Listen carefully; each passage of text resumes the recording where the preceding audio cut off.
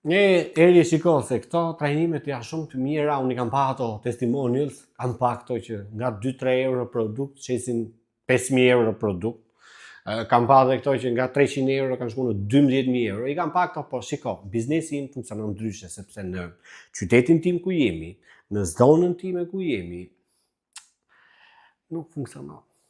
Klientët janë shumë të varfër, njerëzit nuk para shpenzojnë kaq shumë lek për këtë produktin tim apo për shërbimin tim. Ekonomia shumë në rënje. Shiko se shteti tash ka aplikuar një takse dhe kjo ka skurrur shumë ekonomi.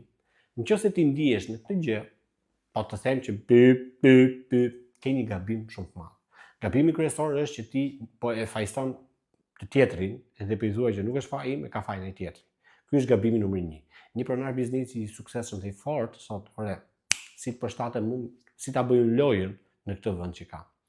Nga konsulencat dhe takimet që unë kam pasur me pronar biznesesh të ndryshëm, nga zona edhe në survival mode, në zonë mbijetese, edhe në 10 milion euro xhiro. Pra, në këtë lloj intervalesh, unë kam takuar dhe kam vënë re diçka. Problemet janë të ndryshme për çdo zero që ti bën. Kur ti je i vogël, ke problemet e vogla. Kur ke biznes të madh, ke problemet e mëdha. Tani, ajo që unë po merrem tani është vetëm këto bizneset e vogla, jo me këto të mëdha. Me bizneset e vogla, pra me këta që thonë biznesi im funksionon ndryshe, sepse industria ime është ndryshe, sepse produkti im është ndryshe. Për këtë, unë kam vetëm një thirrje. Mendo diçka. Biznesi kudo është njësoj. Biznesi është njësoj. Biznesi është njësoj. Formulat e biznesit janë njësoj. Ajo që ti po më thua nuk është biznesi im funksionon ndryshe, po realisht ajo që unë kuptoj është ti nuk po di se si ta implementosh formulën e biznesit, strategjinë e biznesit në biznesin tënd. Nëse do marrin një nga kompanitë më të mëdha suksesshme në glob, përdor strategji marketingu online. Facebook, Instagram. Ti një gjë e ke ti. Po pse ata kanë sukses dhe ti s'ke sukses? Çfarë i bën ata ndryshe nga ty? Pikërisht mënyra se si e përdorën strategjinë. Pra ti nuk ke nevojë për një strategji. Shiko se. No, ty të duhet një mënyrë se si ta përdorësh strategjinë. Sepse strategjitë janë globale, janë të njohura.